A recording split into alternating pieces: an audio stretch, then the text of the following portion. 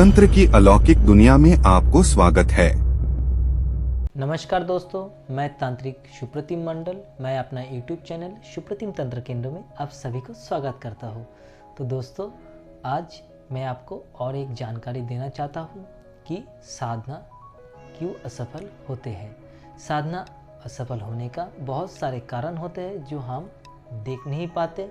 हम तंत्र को गाली दे देते हैं, शक्ति को गाली दे देते हैं, दोष दे देते हैं, क्योंकि समस्या हमारे अंदर ही है जो हमको देख नहीं रहे हैं। तो ये जानने से पहले हमारे चैनल को सब्सक्राइब करें और वीडियो को लाइक करें और शेयर करें। तो दोस्तों, साधना असफल बहुत सारे कारण से होते हैं। जैसे किसी का पितर नाराज़ हो जाते हैं तो भी हमारे साधना असफल होते हैं। अगर हमारे इष्ट भगवान, हमारे कुल देवी देवता उस शक्ति को हमारे सामने आने ना देना चाहते हैं तो भी साधना असफल होते हैं। साधना के समय मंत्र सही से जप ठीक से ना करना और विधि विधान सही से प्राप्त ना होना और साधना के समय पूर्ण विश्वास ना होना या फिर घर में कोई भी तंत्र मंत्र का क्रिया वगैरह पहले से होके रखना, या फिर कभी कभी दिखा जाता है कि साधक के ऊपर पूर्व जन्म से भी या फिर किसी भी तांत्रिक से कोई भी तंत्र मंत्र करके, शत्रु ने तंत्र मंत्र करके उसके ऊपर बंधन डाल दिए हैं। तो बंधन डालने के कारण भी साधना असफल होते हैं। सही सामग्री सही से प्रयोग ना करना, पूजा में ध्यान ना रहना, या फिर माला से जो जप कर रहा है वो जप विधिवत ना होना, सही तरीके से ना होना, और जिस तरीके से वो जप कर रहा है वो जप को संकल्प सही से ना लेना, संकल्प में सही तरीके से सही विधि विधान से वो साधना अगर ना करे तो साधना असफल होते हैं। जो शक्ति हमारे घर में प्रवेश करते हैं, कभी कभी दिखा जाता है जो हमारा स्थान देव या फिर ग्राम देव होते हैं वो भी शक्ति को रोक देते हैं। या फिर कोई भी साधना, कैसे भी साधना हम करें, वो शक्ति ही हमसे प्रत्यक्ष होना नहीं चाहते, हमारे सामने नहीं आते हैं। हमारे सामने अगर वो शक्ति नहीं आना चाहते हैं तो वो भी साधना असफल हो जाते हैं। कभी कभी ऐसा भी होते हैं कि शक्ति हमसे नाराज़ हो जाती है, शक्ति हमारे सामने आना ही नहीं चाहते। जब हम उस शक्ति को पुकारते हैं, उस शक्ति को हमारे सामने प्रत्यक्ष होने के लिए बोलते हैं, वो शक्ति हमारे सामने आते नहीं, क्योंकि वो साधक के ऊपर प्रसन्न नहीं होते हैं।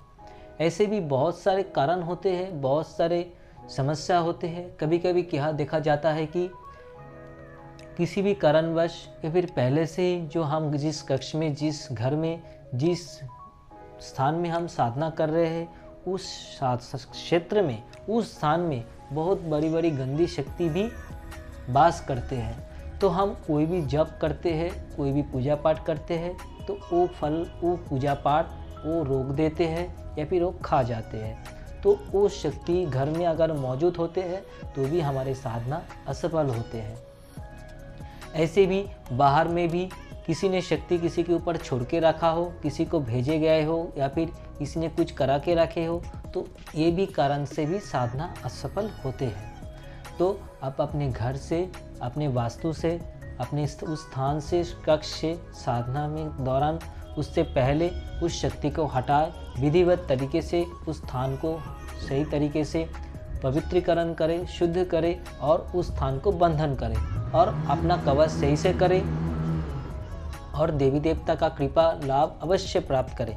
कभी कभी देखा जाता है कि अपने इष्ट की कृपा ना मिलने के कारण, अपने गुरु की कृपा ना मिलने के कारण, गुरु के प्रति भरोसा ना होने के कारण, विश्वास ना होने के कारण, मंत्र जो हम जप करते हैं, मंत्रों को सही तरीके से, विधिवत तरीके से याद ना होने के कारण कभी कभी हम मंत्र को अटक अटक के जप करते हैं, मंत्र में पूरा ध्यान नहीं होते हैं, पूजा पाठ में पूरा ध्यान नहीं होते हैं, मन को केंद्रित नहीं कर पाते हैं। इसी कारण से भी साधना असफल होते हैं।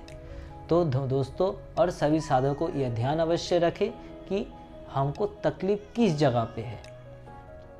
इस ऐसी बहुत कुछ कारण के कारण हमारे साधना असफल होते हैं, हमारे पूजा पाठ असफल होते हैं। तो इस कारण से हमारे साधना असफल होते हैं। तो तंत्र को दोष मत दे, तंत्र को गाली मत दे, पूजा पाठ को, देवी देवता को कि गाली मत दे कि भगवान तो हमारी बात सुन नहीं रहा है, तो क्या करें। तो दोस्तों, आपको आज यही जानकारी मैं दे रहा हूँ। तो आगे और भी जानकारी देता रहूँगा। दोस्तों हमारे साथ जुड़े रहें, हमारे केंद्र में संपर्क करें और हमारी वीडियो को लाइक और शेयर करें, चैनल को सब्सक्राइब करें। दोस्तों यही तक है हमारी सफ़र। धन्यवाद। आदेश आदेश आदेश।